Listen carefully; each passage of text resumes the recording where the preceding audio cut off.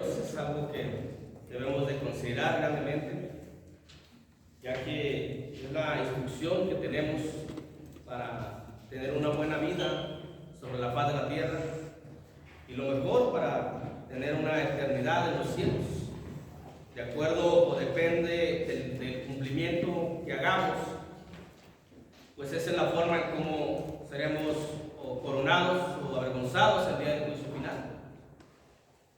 No debemos de contender con la palabra, no debemos de oponernos al consejo de Dios, un consejo que a vida eterna permanece. No debemos recibirla con mansedumbre, con humildad, entendiendo que es palabra de Dios y no es palabra de hombres, entendiendo que es exhortación de Dios y no de hombres, sino que es Dios mismo por medio y a través de su palabra hablándonos, exhortándonos, animándonos, edificándonos, porque su deseo es de que lleguemos a estar eternamente ante su presencia. Hemos estado estudiando el tema que hemos titulado el deber espiritual, que iniciamos la semana pasada. En la mañana vimos lo que es el Evangelio de Lucas capítulo 12 versículo 50, bajo la pregunta ¿cómo se cumple el deber espiritual? Vimos se cumple con el ejemplo del Señor Jesús, cuando dice Lucas que el Señor Jesús sentía angustia por cumplir, dice, ya quiero que ese día llegue, dice, parafraseando el versículo de Lucas 12:50. Y estuvimos viendo ahí que el Señor Jesús sentía preocupación por cumplir con el deber, se sentía constreñido por el cumplir con el deber y sentía presión por cumplir con el deber. Eso fue lo que vimos el domingo pasado por la mañana. Por la tarde vimos que el deber espiritual se cumple con el ejemplo apostólico de la primera carta de los Corintios capítulo 9 versículo 16, donde dice el apóstol Pablo que si yo obedezco no tengo de qué gloriarme, porque me es impuesta necesidad. Dice, y ay de mí si no lo hago, ay de mí si no hablo, ay de mí si no lo cumplo. Y vimos los tres asuntos, o las tres subdivisiones de lo que fue el ejemplo apostólico, que uno por la obediencia no tiene por qué gloriarse. El apóstol lo dice, no tengo por qué gloriarme, no tiene uno por qué alardear, o no tiene uno por qué jactarse de un cumplimiento que es nuestro deber. Y luego dice el apóstol, dice, tengo una impuesta necesidad. Estuvimos viendo ahí lo que significa el domingo en la tarde, lo que significa una necesidad impuesta o impuesta necesidad. Y la última frase nos tocó, la última frase que dice, y ay de mí si no lo hago. Así se cumple el deber espiritual, teniendo temor. El apóstol tenía temor por obedecer y por cumplir. Y nos enfocamos un poquito en esa frase, porque nos poníamos por ejemplo nosotros, de que cuando no vengo a la iglesia no digo yo, ay de mí si no voy a la iglesia, siento que no pasa nada. Cuando no llego temprano no digo, ay de mí si no llego temprano. Cuando no oro, cuando no estudio, cuando no obedezco el mandamiento, cuando no dejo de tener malos deseos, malos pensamientos, nunca digo, ay de mí si sigo así. Es porque el deber lo cumplimos sin temor, sin respeto y sin miedo a lo que nos pueda pasar. Y el apóstol nos da un ejemplo, que no tenía de qué gloriarse, tenía una necesidad impuesta y tenía temor. Hoy vamos a abrir la Biblia, vamos a ver la tercera parte de este estudio, que está en el libro de Jeremías, capítulo 20, versículo 9, y vamos a ver que se cumple con el ejemplo del profeta.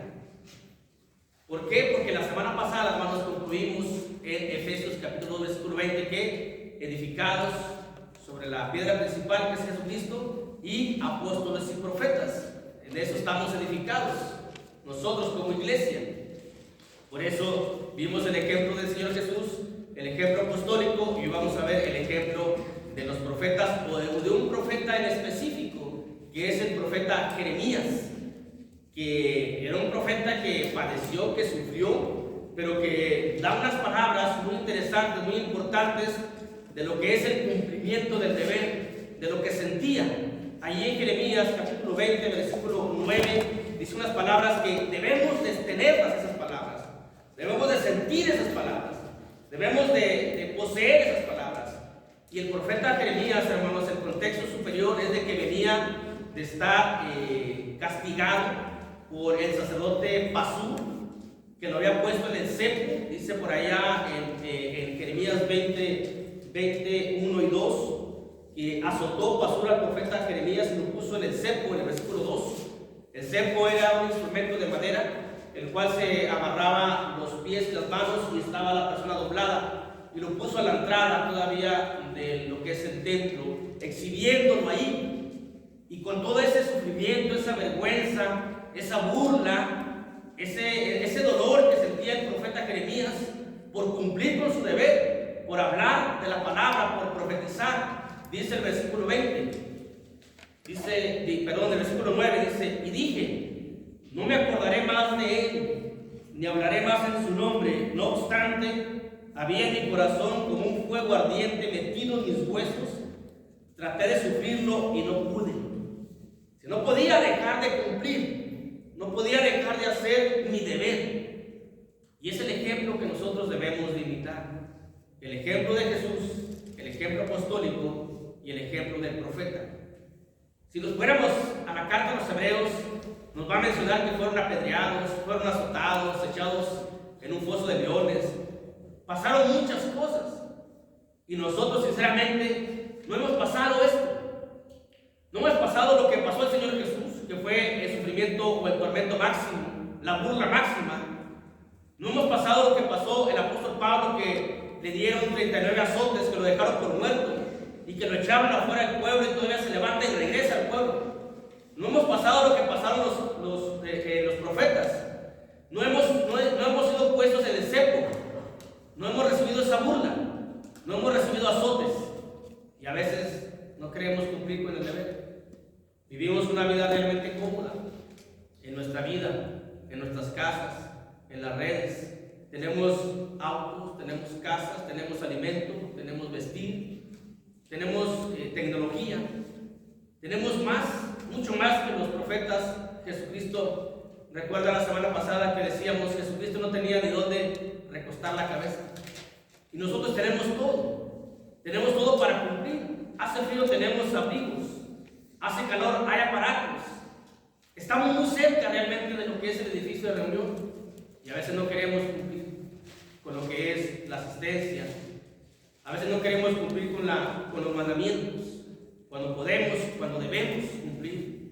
Debemos de dejar todo aquello que interrumpe o que no está en armonía con lo que es de Dios, para que tengamos nosotros una esperanza viva y verdadera. Tenemos que ser obedientes.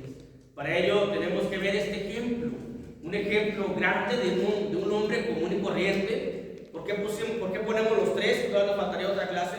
¿Por qué? Porque alguien puede pensar, sí, pero Jesucristo era Dios, pero cuando vino aquí a la tierra no vino como Dios, vino como un hombre mortal.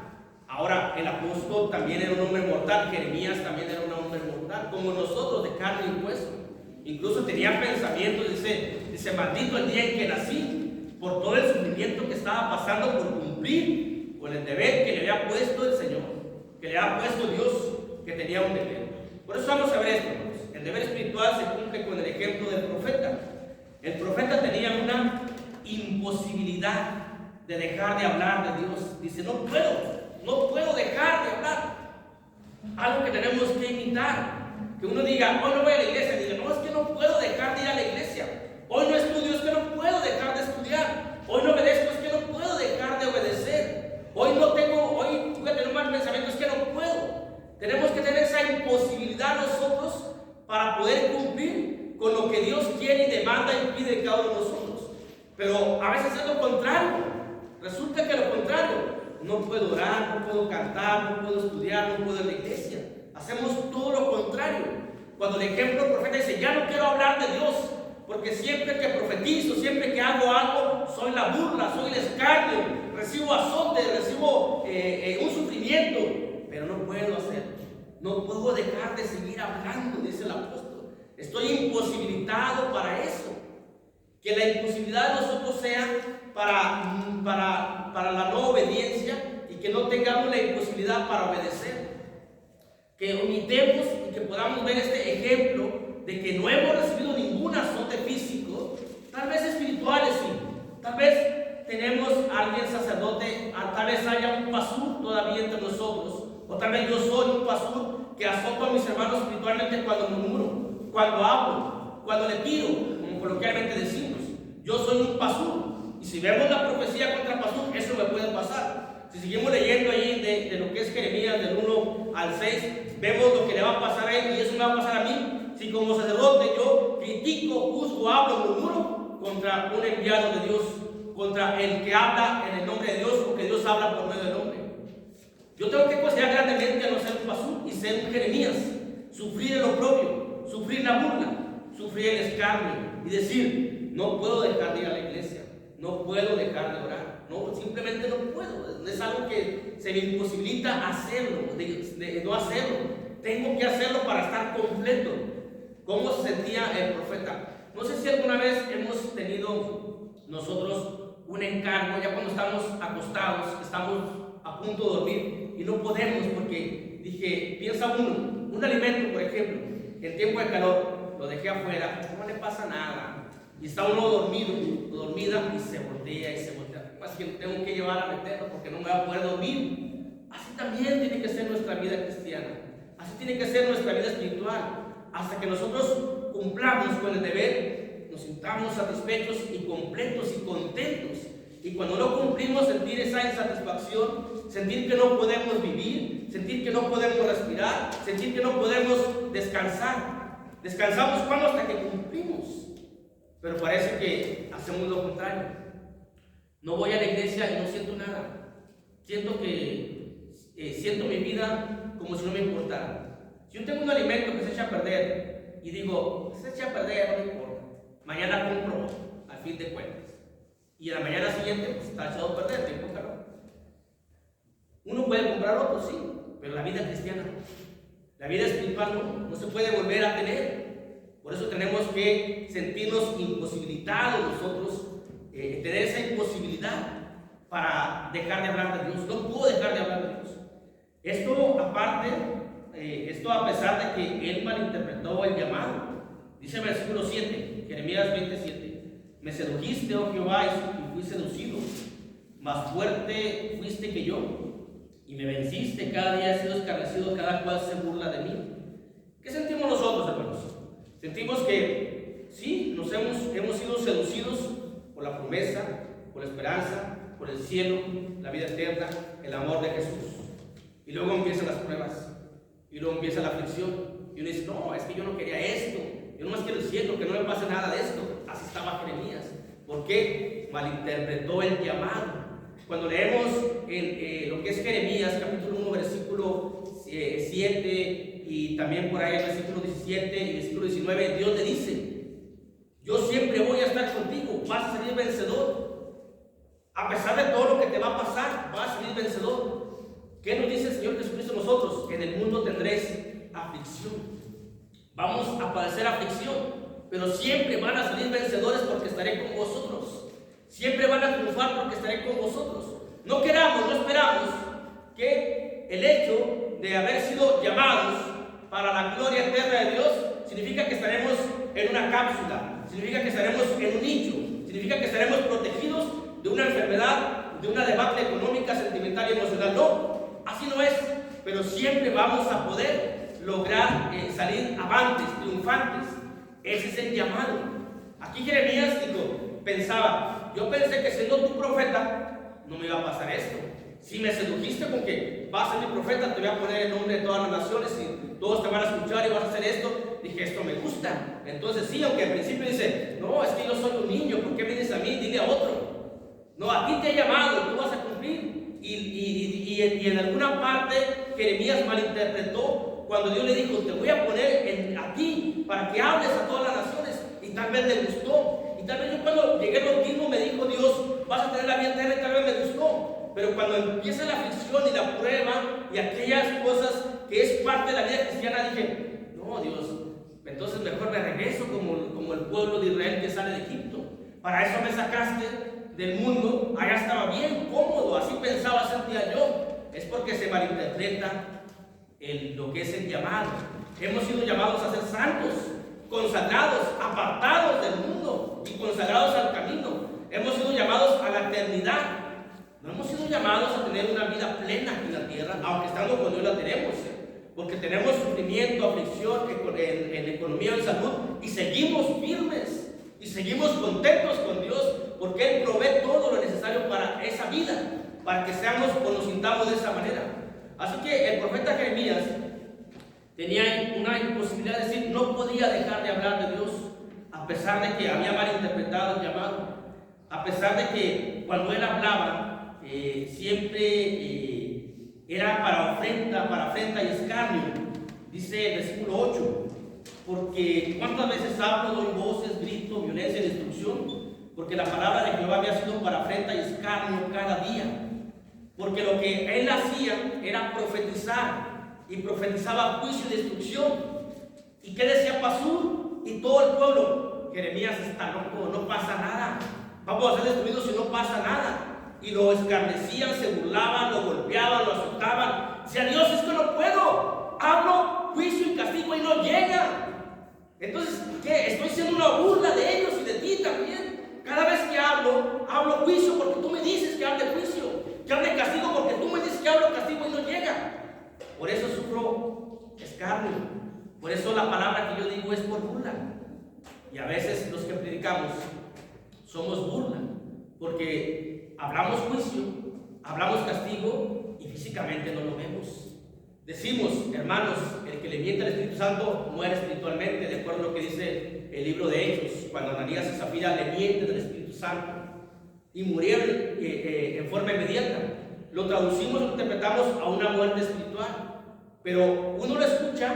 Yo le mentí al Espíritu Santo cuando le miento, cuando el hermano dice, nos vemos en la tarde, decimos amén, así sea.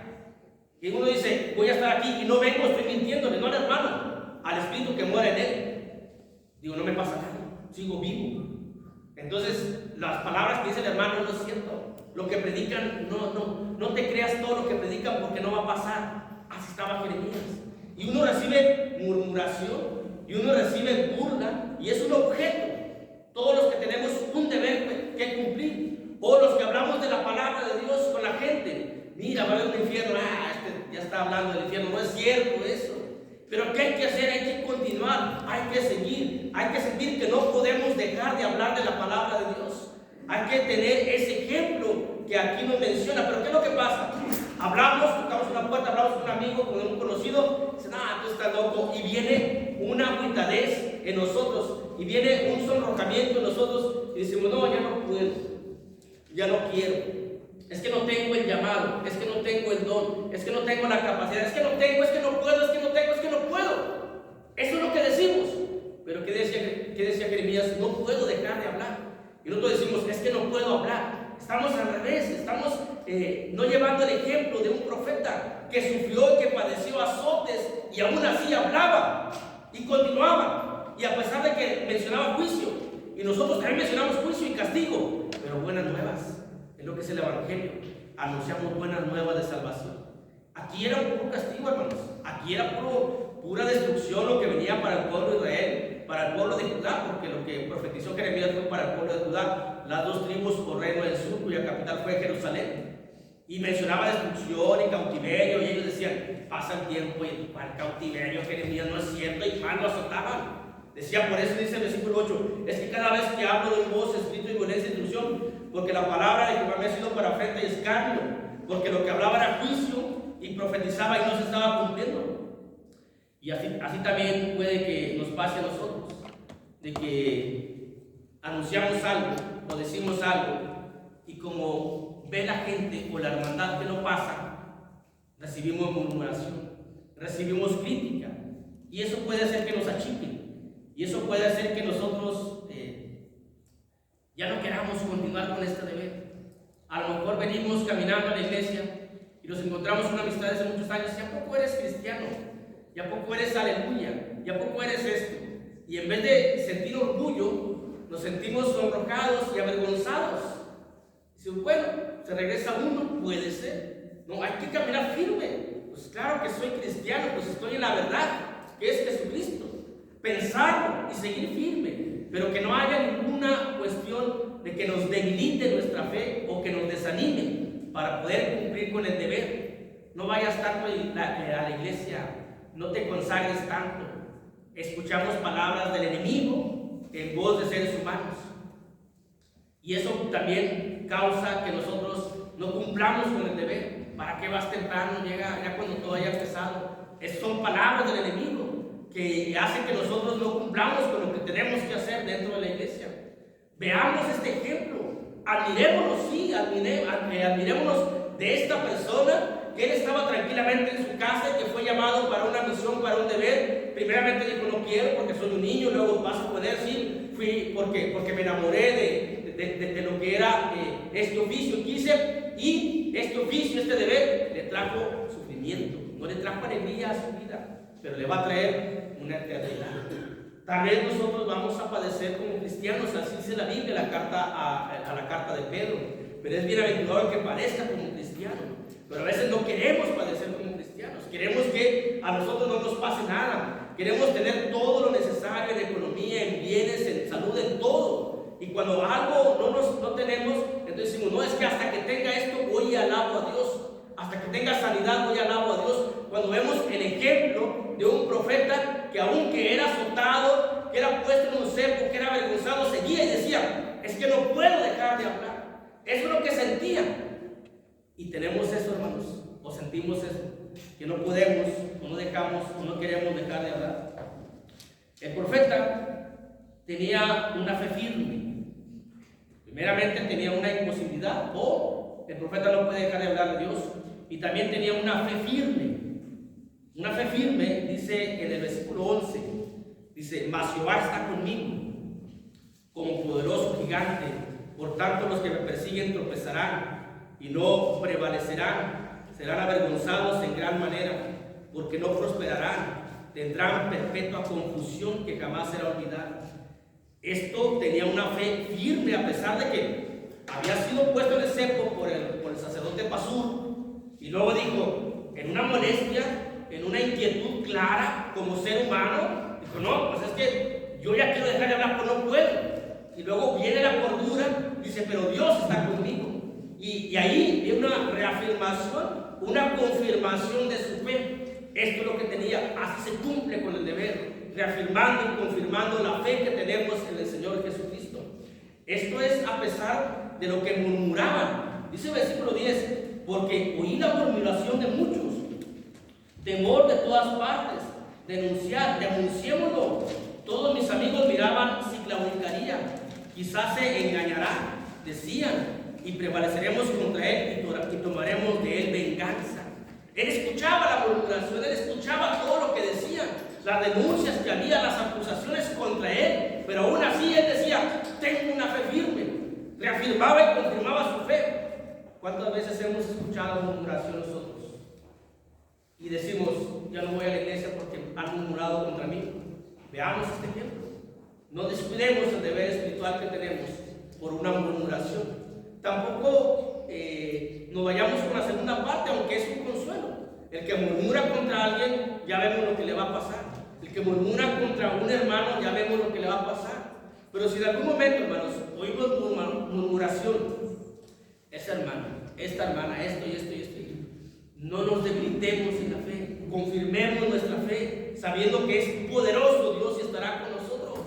Y si oímos murmuración de la gente que nos conoce, que no caiga nuestra fe. Oímos murmuración de los amigos, déjalo que vaya, al rato va a volver aquí. Como en una ocasión, yo tenía como 3 o 4 años de ser cristiano ya, y me dijo uno de aquí, dijo, ¿todavía no caes? No, pues yo pensé que ibas a caer otra vez. Que no, es que al año se va a regresar. ¿Cuántos años tienes? 3 o 4, no me acuerdo. No, ese pues ya la llevas de gana, ya mejor quédate ahí. Pero esperaba él que yo cayera. Así esperan muchos en el mundo, que uno caiga, que uno regrese. ¿Para qué? Para burlarse luego de nosotros. Es que eres de los nuestros. Pero no hay que dejarnos, hay que cumplir con el deber que tenemos.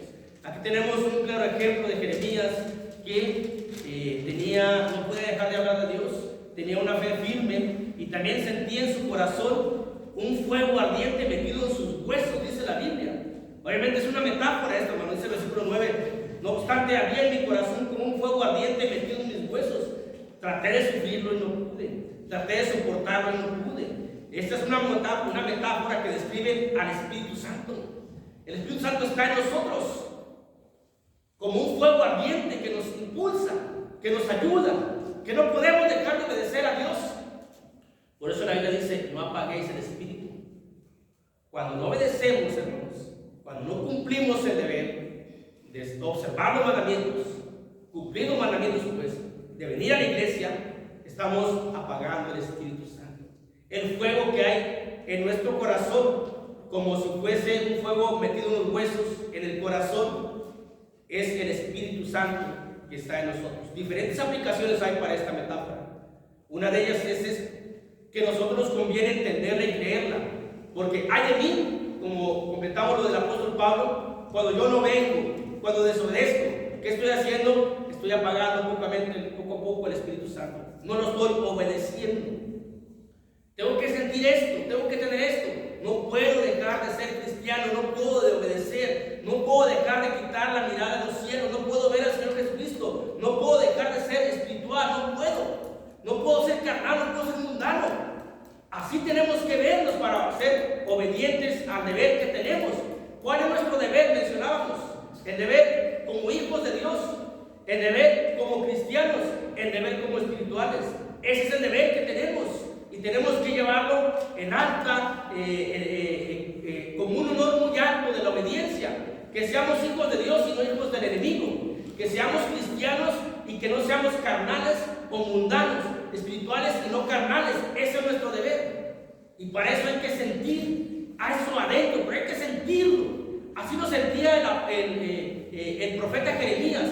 Se siente como un fuego en mí. El Espíritu se siente, el Espíritu nos lleva, el Espíritu nos mueve. El Espíritu nos convence. Tienes que estar en la iglesia, debes de estar en la iglesia, porque te conviene. Cuando venga el Espíritu, Él os enseñará todas las cosas. Y hoy lo tenemos en nosotros. No lo apaguemos, porque entonces estaríamos apagando este fuego ardiente que tenemos metido en nuestros huesos. Y es una metáfora que describe el Espíritu Santo. Es una metáfora que describe el llamado que tenemos como hijos de Dios. Tenemos un llamado puesto en nuestro corazón. Hay que ver este llamado en mí. Soy llamado a la santidad. Soy llamado a la consagración. Este llamado es como algo, un fuego ardiente, un gran deseo, una gran fuerza en mí. Este fuego que tengo en mi corazón, como si fuese fuego metido en mis huesos, que lo tengo en mi corazón, es el llamado que siento, el llamado que tengo a ser cristiano, el llamado que tengo a vivir eternamente. Y de modo que esa emoción, ese deseo de vivir en los cielos nos haga ser más obedientes, más cumplir el deber que tenemos como hijos de Dios, espirituales y como cristianos. Y que uno diga, ahí está la tentación, tú tienes el poder de enseñorearte de ella. Claro que tengo el poder y me voy a enseñorear del pecado. ¿Por qué? Porque el llamado a ser hijo de Dios es fuerte y está en mi corazón, y simplemente voy a la tentación y voy a estar al pecado y no puedo, me regreso porque no puedo pecar, porque no puedo fallar, porque hay algo en mi corazón ardiente que me dice, que me impulsa a no hacerlo. Ese es el llamado a vivir eternamente, y es el llamado también a un tormento, saber que hay un cielo y un tormento. Dice, si peco me voy al infierno, porque la paga por el pecado es la muerte, y basta un pecado, no hay que tener una carga tan grande. Un pecado es un pecado que nos puede conducir a un tormento. Así que esta metáfora del corazón en el fuego ardiente metido en sus huesos describe, pues, una metáfora que describe al Espíritu Santo, describe el llamado a lo que somos, describe también un poder interno, una fuerza, una convicción que tenemos, hermanos, una convicción que tenemos. Cuando tenemos ese deseo ardiente, es porque estamos realmente convencidos. Aunque haya cosas externas que mira esto, no es que estoy realmente convencido. Como cuando tenemos por ahí de 18 años, 17, 18 años, que nos toca elegir una carrera universitaria o un oficio. Algunos elegimos un oficio antes, dejamos el estudio. ¿Por qué? Porque estábamos convencidos de que esto era lo mío, esto me gustaba, había algo aquí. Decían, vete a estudiar, estamos estudiando. No, es que esto no es lo mío es esto, lo que yo decidí. Así también es el fuego que hay en nosotros. Es una convicción fuerte, Es una fuerza tan grande que hay en nosotros, interior en nosotros, que nos mantiene con una convicción segura y firme, constante y permanente de que somos hijos de Dios. De modo que me hace que yo no caiga en tentación y me hace que yo sea obediente y cumpla con mi deber, porque estoy realmente convencido. Caso contrario, cuando no estoy en la obediencia, puede ser que no esté tan convencido de ser hijo de Dios. Puede ser que no esté convencido de tener el cielo, o que no esté tan convencido de ser espiritual. Es decir, que no me guste tanto. No vengo a la iglesia porque no estoy convencido de que es bueno para mí y no me gusta. Entonces no hay ningún fuego, no hay algo dentro de mí que me impulse, no hay una fuerza que me impulse. Pero cuando hay una convicción fuerte, firme, sincera, permanente, esa convicción me hace hacerlo. Porque cuando nosotros estamos convencidos de hacer algo, de una profesión, de comprar algo, nada ni nadie nos va a impedir que logremos el cometido. Así que se nos diga que mire, que esto, como yo por acá, cuando yo empecé ahí y empecé a recibir muchas objeciones, pero por allá no hay agua, pero no hay luz, pero vas a estar solo, pero esto, pero lo otro, pero aquello, pero yo estaba convencido de que yo quería vivir ahí. Y empecé, a pesar de todas las objeciones y murmuraciones que hicieron contra lo que yo estaba haciendo, ahí estoy, ahí seguimos, y hoy hay más gente ahí. Cuando uno está convencido, nada ni nada nos va a detener, ni nada nos va a hacer que claudiquemos, porque hay una convicción. Y esa convicción es el fuego que hay en nuestro corazón, como un fuego que está metido en los huesos, lo tenemos en el corazón, y esa es la convicción que tenemos. También esta metáfora representa la presencia de Dios permanente en nosotros. Cuando leemos cómo era el fuego en el altar, dice por allá Levítico capítulo 6, que nunca se debe de apagar. Dice, échenle siempre leña constante, nunca debe de apagarse el fuego en el altar, porque representaba la presencia de Dios en ese fuego. Cuando uno tiene ese fuego interior, representa la presencia de Dios en nosotros. En nosotros está latente y permanente la presencia de Dios.